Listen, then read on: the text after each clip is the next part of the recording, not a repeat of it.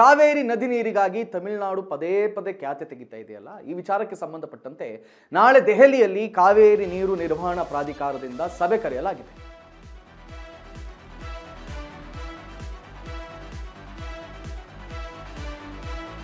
ದೆಹಲಿಯಲ್ಲಿ ನಾಳೆ ಮಹತ್ವದ ಕಾವೇರಿ ನೀರು ನಿರ್ವಹಣಾ ಪ್ರಾಧಿಕಾರದಿಂದ ಸಭೆಯನ್ನು ನಡೆಸಲಾಗುತ್ತೆ. ದೆಹಲಿಯಲ್ಲಿ ನಡೆಯಲಿರುವಂತಹ ಕಾವೇರಿ ಪ್ರಾಧಿಕಾರ ಸಭೆಯಲ್ಲಿ ಕಾವೇರಿ ನೀರನ್ನು ಎಷ್ಟು ಪ್ರಮಾಣದಲ್ಲಿ ಹರಿಸಬೇಕು, ಯಾವ ರೀತಿ ನಿರ್ವಹಣೆಯನ್ನು ಮಾಡಬೇಕು, ಎಲ್ಲ ವಿಚಾರದ ಕುರಿತಾಗಿ ಚರ್ಚೆ ಆಗುತ್ತೆ. ತಮಿಳುನಾಡಿಗೆ ನೀರು ಹರಿಸಲು ಸಾಧ್ಯವಿಲ್ಲ ಅಂತ ಕರ್ನಾಟಕ ಹಠ ಹಿಡಿದು ಕೂತ್ಕೊಂಡಿದೆ. ಮತ್ತೊಂದು ಕಡೆಯಲ್ಲಿ ಬರಗಾಲದ ಹಿನ್ನೆಲೆ ಸಂಕಷ್ಟ ಸೂತ್ರವನ್ನು ಅನುಸರಿಸಲು ಮನವಿಯನ್ನು ಮಾಡಲಾಗ್ತಾ ಇದೆ. ಜುಲೈ ತಿಂಗಳ 40 TMC ನೀರು ಹರಿಸಲು ಒತ್ತಾಯವನ್ನ ತಮಿಳುನಾಡು ಮಾಡ್ತಾ ಇದೆ ಅಂತ. ಇಲ್ಲಿವರೆಗೆ ಕೇವಲ 4 TMC ನೀರು ಹರಿಸಿದ್ದಾರೆ ಕರ್ನಾಟಕ. ಆಬ್ವಿಯಸ್ಲಿ ನಮ್ಮ ಹತ್ರನೇ ನೀರಿಲ್ಲ, ಇನ್ನು ಅವ್ರಿಗೆ ಹರಿಸಿ ಏನು ಮಾಡೋದು ಅಂತ ಹೇಳಿ ನೀರು ಹರಿಸುವಂತೆ ತಮಿಳುನಾಡಿನಿಂದ ಒತ್ತಾಯದ ಸಾಧ್ಯತೆ ನಾಳೆ ಆ ಮೀಟಿಂಗಲ್ಲಿ ಆಗೇ ಆಗುತ್ತೆ ಖಂಡಿತವಾಗಿಯೂ. ಆದರೆ ಮುಂಗಾರು ಮಳೆ ಹಿನ್ನಡೆಯಿಂದಾಗಿ ರಾಜ್ಯದಲ್ಲಿಯೂ ಕೂಡ ನೀರಿನ ಅಭಾವ ಎದುರಾಗಿರುವುದರಿಂದಾಗಿ ತಮಿಳುನಾಡಿಗೆ ಅಷ್ಟು ಸುಲಭದಲ್ಲಿ ನಾವು ಹರಿಸೋಕೆ ಸಾಧ್ಯವಿಲ್ಲ.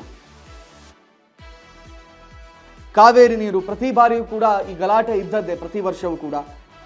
ಆದರೆ ಈ ವರ್ಷ ಏನಾಗಿದೆ, ಮುಂಗಾರು ಮಳೆಯ ಅಭಾವ ಇಡೀ ರಾಜ್ಯದಲ್ಲಿ ಕಾಡ್ತಾ ಇದೆ. ನಮಗೆ ಕುಡಿಯೋದಕ್ಕೆ ನೀರಿಲ್ಲ. ಮತ್ತೊಂದು ಕಡೆಯಲ್ಲಿ ಮಂಡ್ಯದಲ್ಲಿ ರೈತರು ಬೇಡ್ಕೊಳ್ತಾ ಇದ್ದಾರೆ, ನಮ್ಮ ನಾಲೆಗಳಿಗೆ ಕಾವೇರಿ ನೀರನ್ನು ಹರಿಸಿ, ನಮಗೂ ಕೂಡ ಮುಂಗಾರು ಮಳೆ ಇಲ್ಲ, ನಾವು ರೈತಾಪಿ ವರ್ಗ ಏನು ಮಾಡಬೇಕು ಅಂತ ಹೇಳಿ. ಸೊ ಕರ್ನಾಟಕದಲ್ಲಿ ಇಷ್ಟೆಲ್ಲ ಅವಶ್ಯಕತೆ ಇರೋದ್ರಿಂದಾಗಿ ತಮಿಳುನಾಡಿಗೆ ಹರಿಸೋಕೆ ಕರ್ನಾಟಕ ಒಪ್ಪುತ್ತಾ ಇಲ್ವಾ, ಅದು ನಾಳೆಯ ಸಭೆ ಏನಿದೆ ಅದು ಬಹಳ ಮಹತ್ವವನ್ನು ಪಡೆದುಕೊಂಡಿದೆ.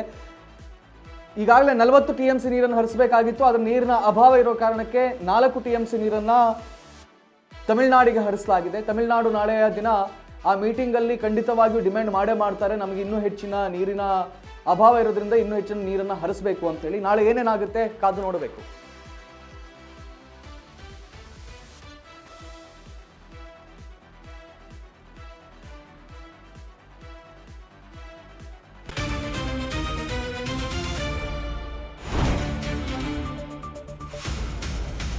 ಸಂಪೂರ್ಣ ನ್ಯೂಸ್ 24x7 ಇದು ನೊಂದವರ ಧ್ವನಿ.